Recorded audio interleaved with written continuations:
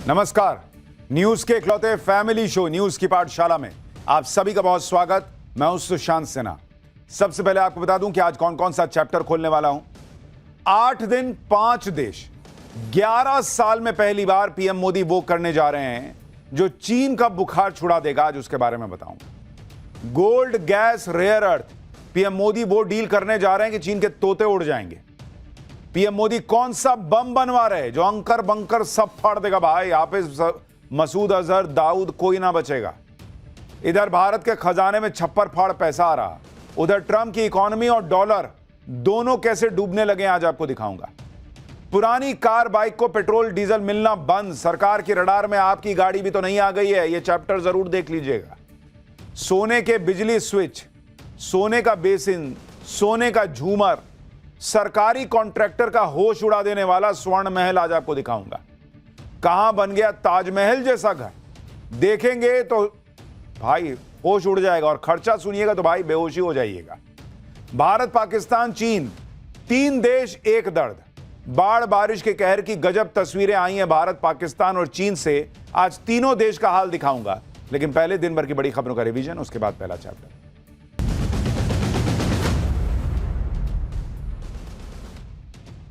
बिहार में विधानसभा चुनाव को लेकर सरगर्मी बढ़ गई है। पटना में जेडीयू दफ्तर में पहली बार प्रधानमंत्री नरेंद्र मोदी और मुख्यमंत्री नीतीश कुमार की साथ में तस्वीर वाला पोस्टर लगाया गया, जिन पर एनडीए सरकार के समर्थन में स्लोगन लिखे दिख रहे हैं।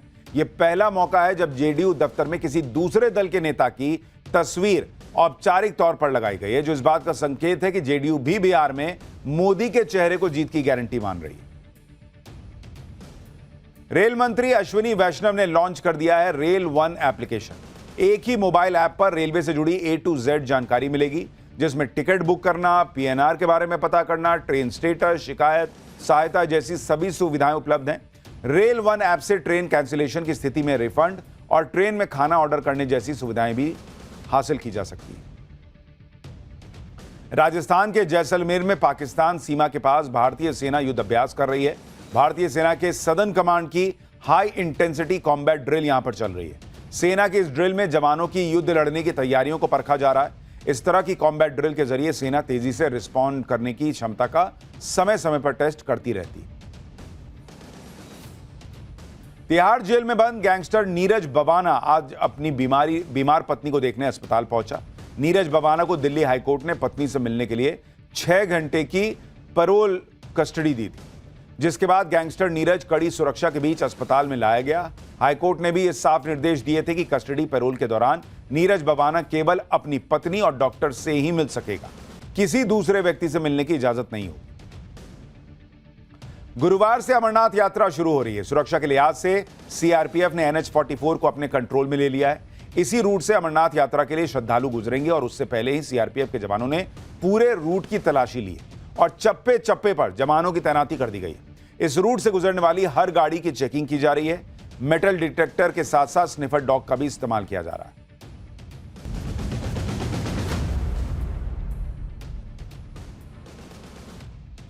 तो ये हो गया दिन भर का रिवीजन। अब पाठशाला की पहली क्लास। 8 दिन 5 देश, 11 साल में पहली बार पीएम मोदी ऐसा क्या करने जा रहे हैं जो चीन का बुखार छुड़ा देगा। Gold, gas, rare earth, PM Modi ऐसी कौन सी डील करने जा रहे हैं कि चीन के होश उड़ जाएंगे। पीएम मोदी कौन सा बम बनवा रहे जो अंकर बंकर सब फाड़ देगा भाई। हाफिज मसूद, दाऊद, कोई ना बचेगा। और भारत के खजाने में कैसे छप्पर फाड़ पैसा आ रहा है और ट्रंप की इकोनॉमी और डॉलर दोनों डूबने लगे हैं। आज सबसे पहले इसकी बात।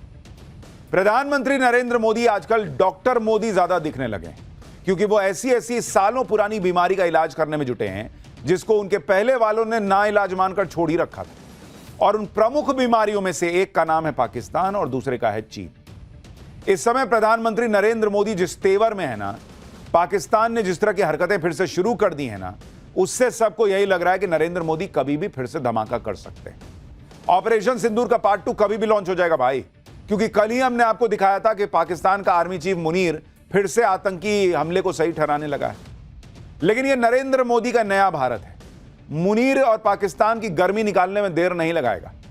नरेंद्र मोदी पक्के से जानते हैं कि पाकिस्तान वो तरबूज है जो खुद चाकू पर आकर गिरेगा। आप लिख के ले लीजिए। और इसलिए मोदी उस तैयारी में लगे हैं कि मुनीर हो, हाफिज सईद हो, मसूद अजहर हो, दाऊद इब्राहिम हो, बंकर में भी छिप गए ये लोग तब भी नहीं बचेंगे। क्योंकि नरेंद्र मोदी अब ऐसा बम बनवा रहे हैं जो भाई अंकर बंकर सब फाड़ देगा। फिर ना हाफिज सईद बचेगा ना मसूद अजहर बचेगा। वो बम कौन सा है आज आपको दिखाऊंगा। पाकिस्तान तो पाकिस्तान, मोदी चीन का बुखार उतारने वाला कौन सा इलाज शुरू कर चुके हैं। पीएम मोदी अब वहां के लिए निकल गए हैं कि पाकिस्तान क्या चीन, अमेरिका, ट्रंप तक के होश उड़ जाएंगे। ऐसे ऐसे देशों में नरेंद्र मोदी जा रहे हैं जिनके साथ मिलकर भारत वर्ल्ड डिप्लोमेसी में बड़े बड़े धुरंधरों को ढेर करेगा। आज इसके बारे में विस्तार से बताऊंगा। नरेंद्र मोदी 10 कदम आगे की प्लानिंग में लगे। हथियार हो, कूटनीति हो, उन्होंने चीन पाकिस्तान के खिलाफ मोर्चे खोल दिए। आप देखिए कि ऑपरेशन सिंदूर के बाद पीएम मोदी अपने 11 साल के कार्यकाल की सबसे लंबी विदेश यात्रा पर जा रहे हैं। इतनी लंबी विदेश यात्रा पीएम ने कभी नहीं की 11 साल में। वो 8 दिन में 5 देश का दौरा करेंगे। इसमें वो छोटे छोटे देश भी शामिल हैं जहां पीएम मोदी कभी गए ही नहीं। पीएम मोदी जिन देशों में जा रहे हैं वो दुनिया के नक्शे में भले ही छोटे दिखते हो, लेकिन उनकी अहमियत बहुत बड़ी है। पीएम मोदी ऐसे ही देशों तक अपनी आउटरीच बढ़ा रहे हैं जो चीन के खिलाफ भारत के बड़े काम आ सकते हैं। इसके अलावा मोदी ब्रिक्स सम्मेलन के लिए ब्राजील भी जा रहे हैं। ब्रिक्स में भारत के अलावा रूस और चीन भी है। G7 के बाद यह दूसरा बड़ा मंच है जहां पीएम मोदी पाकिस्तान को आतंकवाद के मामले में एक्सपोज करेंगे। ब्रिक्स में जाकर नरेंद्र मोदी ट्रंप को भी कड़ा मैसेज दे देंगे, क्योंकि ब्रिक्स को ट्रंप बहुत पसंद नहीं करते हैं। लेकिन खास तौर पर चीन को निपटाने के लिए पीएम मोदी और क्या क्या कर रहे हैं, गोल्ड से लेकर रेयर अर्थ तक और ऐसे ऐसे हथियार कि चीन पाकिस्तान के धागे खुल जाएंगे। 8 दिन में 5 देशों की यात्रा में पीएम मोदी कौन सा रिकॉर्ड बनाने वाले हैं, कौन कौन सी डील करने वाले हैं, सब के बारे में आज आपको विस्तार से बताऊंगा। और साथ ही यह भी कि कैसे भारत के खजाने में छप्पड़ फाड़ पैसा आ रहा है और ट्रंप की इकोनॉमी डूबी जा रही है। लेकिन सबसे पहले एक झलक देखिए।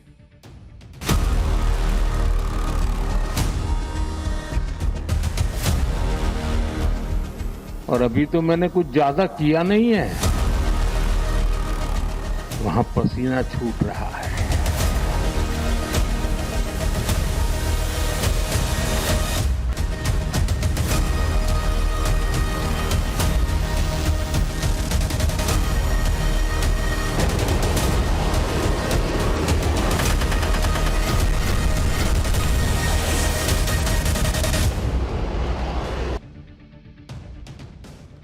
प्रधानमंत्री नरेंद्र मोदी कल से बड़े मिशन पर निकलने वाले हैं और यह वो मिशन है जिसमें भारत बड़े बड़े कूटनीतिक धमाके करने वाला है। 2 और 3 जुलाई को पीएम मोदी अफ्रीकी देश घाना के दौरे पर रहने वाले हैं। 3 और 4 जुलाई को त्रिनिदाद और टोबैगो देश का दौरा करेंगे। 4 और 5 जुलाई को पीएम मोदी अर्जेंटीना के दौरे पर रहेंगे और फिर 5 से 8 जुलाई के बीच पीएम मोदी ब्राजील में ब्रिक्स सम्मेलन में हिस्सा लेंगे। 9 जुलाई को पीएम मोदी अफ्रीकी देश नामीबिया जाएंगे। अब आपको सुन के लग रहा होगा कि ये तो छोटे छोटे टाइप के देश हैं यार, ये क्या ही कर देंगे। लेकिन यही खेल तो मैं आज आपको पाठशाला में समझाऊंगा। एक साथ इतने देशों का दौरा 11 साल में पीएम मोदी ने ऐसा कभी नहीं किया। लेकिन इस बार जिस तरह के चैलेंज नरेंद्र मोदी के लिए खड़े हैं, भारत के लिए खड़े हैं, उनमें इस बड़े विदेश दौरे की बहुत बड़ी अहमियत है बॉस। सबसे पहले पीएम मोदी अफ्रीकी देश घाना जाने वाले हैं। अब एक एक दौरे को समझिए कि वहां क्या क्या स्ट्रैटेजी के लिहाज से इंपॉर्टेंस रखता है यह दौरा। तो सबसे पहले घाना जाएंगे। 3 दशक के बाद कोई भारतीय पीएम घाना जा रहा है। पीएम मोदी घाना की संसद को भी संबोधित करेंगे। घाना में मौजूद 15,000 भारतीयों को संबोधित करेंगे। भारत और घाना के बीच 70 साल पुरानी दोस्ती है। भारत और घाना के बीच द्विपक्षीय व्यापार लगातार बढ़ रहा है। घाना दुनिया का 7वां सबसे बड़ा गोल्ड प्रोड्यूसर देश है, यह याद रखिए। घाना अपना 70% गोल्ड भारत में भेजता है। भारत पहले से ही घाना में हेल्थ, आईटी और एजुकेशन प्रोजेक्ट्स में इन्वेस्ट कर रहा है। घाना अफ्रीका में वैक्सीन का हब बनना चाहता है, इसमें भारत उसकी मदद कर रहा है। पीएम मोदी की यह वैक्सीन डिप्लोमेसी अफ्रीका में भारत की स्थिति को बहुत मजबूत कर रही है। पीएम मोदी के दौरे पर भारत और घाना के बीच डिफेंस पार्टनरशिप पर भी एक अहम मुद्दा जो है वो देखने को मिलेगा। यानी गोल्ड के लिए जाना जाने वाला घाना, जहां से बहुत बड़ी तादाद में सोना निकलता है, वहां नरेंद्र मोदी जाएंगे तो कुछ लोगों का सोना दूभर हो जाएगा। नींद वाला सोना, गोल्ड वाला नहीं। पीएम मोदी की इस अफ्रीकी देश की यात्रा को चीन के काउंटर के तौर पर भी देखा जा रहा है, क्योंकि चीन लगातार अफ्रीकी देशों पर अपना प्रभुत्व बढ़ा रहा है। अफ्रीकी देशों में चीन की मौजूदगी लगातार बढ़ रही है, तो उसकी काट के तौर पर भी इस दौरे को देखा जा रहा है। घाना के बाद पीएम मोदी कैरिबियन देश त्रिनिदाद टोबैगो की यात्रा पर जाएंगे। पीएम मोदी की यह यात्रा भी बहुत खास होने वाली है, क्योंकि वर्तमान में यहां के राष्ट्रपति और प्रधानमंत्री दोनों भारतीय मूल के, दोनों महिलाएं हैं और पेशे से वकील हैं। दोनों नेताओं को अपनी भारतीय जड़ों और विरासत पर गर्व है। वो खुद को भारत की बेटियां बताती हैं। पीएम मोदी त्रिनिदाद और टोबैगो की प्रधानमंत्री कमला प्रसाद बिसेसर के न्योते पर वहां जा रहे हैं। पीएम मोदी की यह यात्रा ऐसे वक्त में हो रही है जब वहां भारतीय प्रवासियों के आगमन की 180वीं वर्षगांठ मनाई जा रही है। साल 1999 के बाद यह किसी भारतीय पीएम की पहली यात्रा होगी।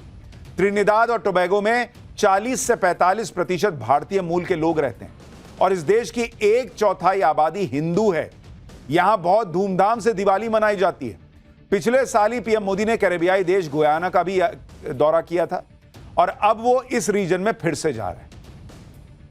त्रिनिदाद और टोबैगो की यात्रा के दौरान पीएम मोदी यहां की संसद को भी संबोधित करेंगे। पीएम मोदी के दौरे से पहले यहां की संसद में रखी एक कुर्सी की भी बहुत चर्चा हो रही है। खास बात यह है कि किसी दूसरे देश की संसद में रखी इस कुर्सी पर इंडिया लिखा हुआ है बॉस। इस कुर्सी पर लिखा है from the people of India to people of Trinidad and Tobago. Trinidad और टोबैगो की संसद में स्पीकर की एक कुर्सी साल 1968 में भारत ने गिफ्ट की थी, जो दोनों देशों के बीच मजबूत लोकतांत्रिक और संसदीय परंपराओं को दर्शाता है। और यह कुर्सी आज भी वहां की संसद में इस्तेमाल होती है। आज भी वहां के स्पीकर इसी कुर्सी पर बैठते हैं और शायद पीएम मोदी भी इस कुर्सी के पास खड़े होकर संसद को संबोधित करेंगे। घाना और त्रिनिदाद टोबैगो की यात्रा के बाद पीएम मोदी दक्षिण अमेरिकी देश अर्जेंटीना जाने वाले हैं। यह वो देश है जहां दुनिया का दूसरा सबसे बड़ा नेचुरल गैस का भंडार है। बड़े पैमाने पर ऑयल रिजर्व है यहां पर। और जिस तरह से भारत अपनी एनर्जी की जरूरतों के लिए नए नए पार्टनर खोज रहा है, उसे देखते हुए अर्जेंटीना एक अहम देश है। अर्जेंटीना में क्रिटिकल मिनरल्स जैसे लिथियम, कॉपर और बाकी रेयर अर्थ एलिमेंट्स के भी भंडार है। रेयर अर्थ एलिमेंट्स के बारे में मैंने आपको एक पूरा चैप्टर बताया था कि कैसे चीन इस पर अपना एकाधिकार जमाता और भारत तेजी से चीन का विकल्प तलाश रहा है। क्योंकि भारत में जो इलेक्ट्रिक व्हीकल्स बनती हैं, उनमें जो बैटरी इस्तेमाल होती है, दूसरी चीजें इस्तेमाल होती हैं, उनमें रेयर अर्थ का बड़ा इस्तेमाल होता है। और चीन दुनिया को जो है ना फंसा के रखे हुए, क्योंकि उसके पास रेयर अर्थ है। तो नरेंद्र मोदी की अर्जेंटीना की यात्रा इस मामले में बहुत अहम हो जाती है, क्योंकि वहां पर भी रेयर अर्थ का भंडार है। आपको यह भी बता दूं कि अर्जेंटीना वो देश है जिसने पहलगाम हमले की कड़ी निंदा की थी और आतंकवाद के खिलाफ लड़ाई में भारत का खुलकर साथ दिया था। मैंने कहा ना, देखने में ये छोटे छोटे देश हैं, लेकिन भारत की कूटनीति के लिहाज से बड़े प्लेयर साबित होंगे। अर्जेंटीना के बाद पीएम मोदी ब्रिक्स सम्मेलन के लिए ब्राजील जाने वाले हैं। इस साल ब्राजील ब्रिक्स की अध्यक्षता कर रहा है। ऐसी खबरें हैं कि ब्रिक्स सम्मेलन के इतर ब्राजील के राष्ट्रपति पीएम मोदी को स्टेट डिनर भी देंगे। डिप्लोमेसी में स्टेट डिनर का बड़ा खास महत्व होता है। किसी देश के प्रति मजबूत पार्टनरशिप को दर्शाने के लिए उस देश के नेता को स्टेट डिनर दिया जाता है। और मैं स्टेट डिनर की बात कर रहा हूं, वो भिखारी पाकिस्तान के मुनीर को बुलाकर जैसे ट्रंप ने खाना खिलाया और ऑर्डर दे दिया अपना, उसको स्टेट डिनर नहीं कहते, क्या स्टेट लंच नहीं कहते हैं, कि उसके बाद कोई फोटो भी नहीं हुआ, कोई बाइट नहीं आई, कुछ नहीं आए, कमरे में बैठा के ऑर्डर दिए, कुछ रूखा सूखा फेंक दिए सामने के, खाओ निकलो निकलो यहां से, उसको नहीं। ये होता है स्टेट डिनर जो भारत के प्रधानमंत्री को मिलेगा। पीएम मोदी को स्टेट डिनर दिए जाने की खबर से ही चीन इतना चिढ़ गया कि चीन के राष्ट्रपति शी जिनपिंग ने ब्रिक्स सम्मेलन में शामिल न होने की उनकी खबरें चलने लगी। जबकि पिछले 10-12 साल से शी जिनपिंग लगातार ब्रिक्स सम्मेलन में हिस्सा ले रहे हैं, लेकिन चीन को लगा कि सारी लाइमलाइट तो पीएम मोदी को मिल जाएगी, भारत को मिल जाएगी। ऐसा दावा किया जा रहा है कि इन्हीं सबसे चिढ़कर शायद जिनपिंग ने ब्रिक्स का दौरा कैंसिल कर दिया। अब क्या है वो ही जाने, लेकिन ऊपर ऊपर खबरें तो यही चल रही कि चीन चिढ़ा बैठा है। आप यह भी देखिए कि ब्रिक्स जैसे ग्लोबल मंच से कैसे पीएम मोदी पाकिस्तान और चीन दोनों को झटका देंगे। ऐसी खबरें हैं कि ब्रिक्स सम्मेलन में पहलगाम हमले पर स्ट्रांग स्टेटमेंट जारी हो सकता है। इसके अलावा भारत की उम्मीद के मुताबिक आतंकवाद पर भी कड़ा स्टैंड लिया जा सकता है। विदेश मंत्रालय के सचिव दम्मू रवि के मुताबिक ब्रिक्स नेताओं के घोषणा पत्र में आतंकवाद के संबंध में जो बातें कही जाएंगी वे हमारे लिए संतोषजनक होंगी। दम्मू रवि ने कहा है कि ब्रिक्स शिखर सम्मेलन में पीएम मोदी की भागीदारी समूह के साथ भारत की एकजुटता की अभिव्यक्ति होगी। यह उनके लिए ग्लोबल साउथ के नेताओं से जुड़ने का एक बड़ा मौका होगा। ब्रिक्स देश दुनिया की 50% आबादी और 40% जीडीपी को रिप्रेजेंट करते हैं। भारत की तरफ से संकेत दिया गया है कि ब्रिक्स में नेशनल करेंसी से व्यापारिक लेन देन के मुद्दे पर भी चर्चा हो सकती है। पिछले साल ब्रिक्स सम्मेलन में डी डॉलराइजेशन पर जोर दिया गया था। ब्रिक्स के देश डॉलर को छोड़कर अपनी अपनी करेंसी में व्यापार करने पर जोर दे रहे थे। इसमें यह भी चर्चा उठी थी कि ब्रिक्स के देश आपस में एक ब्रिक्स करेंसी क्रिएट कर लें और उसमें व्यापार शुरू कर दें। लेकिन ब्रिक्स देशों के इस प्लान पर ट्रंप भड़क गए थे, क्योंकि ट्रंप या कोई भी अमेरिकी राष्ट्रपति डॉलर का दबदबा कम होते नहीं देखना चाहते। लेकिन इस बार फिर से ब्रिक्स में डॉलर के विकल्प पर चर्चा होती है तो ट्रंप को बहुत मिर्ची लगेगी। हालांकि ट्रंप का डॉलर जो है वो धड़ाधड़ गिरे जा रहा है। जितना पाकिस्तान गिर गया है 47 में अलग होने के बनने के बाद से, उससे भी तेजी रफ्तार से डॉलर गिर रहा है। उसके बारे में आगे बताऊंगा। पीएम मोदी ब्रिक्स सम्मेलन के लिए तो ब्राजील जा ही रहे। उनके इस दौरे पर ब्राजील के साथ ऐसी बड़ी डील हो सकती है जो दुनिया में भारत के हथियारों का डंका पीटेगी। इस डील को देखकर चीन और तनाव में आएगा। ऐसी खबरें हैं कि ब्राजील भारत से आकाश एयर डिफेंस सिस्टम और गरुड़ आर्टिलरी गन जैसे हथियार खरीदना चाहता है। भारतीय हथियारों में ब्राजील की दिलचस्पी से चीन परेशान हो सकता है, क्योंकि चीन खुद को हथियारों का बड़ा एक्सपोर्टर मानता है। लेकिन ऑपरेशन सिंदूर के बाद दुनिया में भारत के हथियारों की ज्यादा चर्चा हो रही है। यह अलग बात है कि हमारे यहां राहुल गांधी और उनके इकोसिस्टम का इंटरेस्ट इस बात को जानने में है कि राफेल गिरा कि नहीं, ये बताइए। लेकिन दुनिया का इंटरेस्ट इस बात में है कि यार भारत ने गजब कर दिया यार, कोई ड्रोने नहीं गिरने दिया, सब ऊपरे फोड़ दिया। लाओ यार आकाश हमको भी दो, लाओ यार हमको ये गरुड़ भी दो। दुनिया में तो भारत का डंका बज रहा है। दूसरी बात, भारत, ब्राजील और चीन सब ब्रिक्स का हिस्सा है। अगर ब्राजील और भारत के बीच डिफेंस डील होगी तो इससे ब्रिक्स में चीन का दबदबा कम होगा। पीएम मोदी अपने इस विदेश दौरे में नामीबिया भी जाने वाले हैं। अभी उसके बारे में तो बताया ही नहीं। नामीबिया अफ्रीका का वो देश है जिसके पास बड़े खनिज भंडार हैं।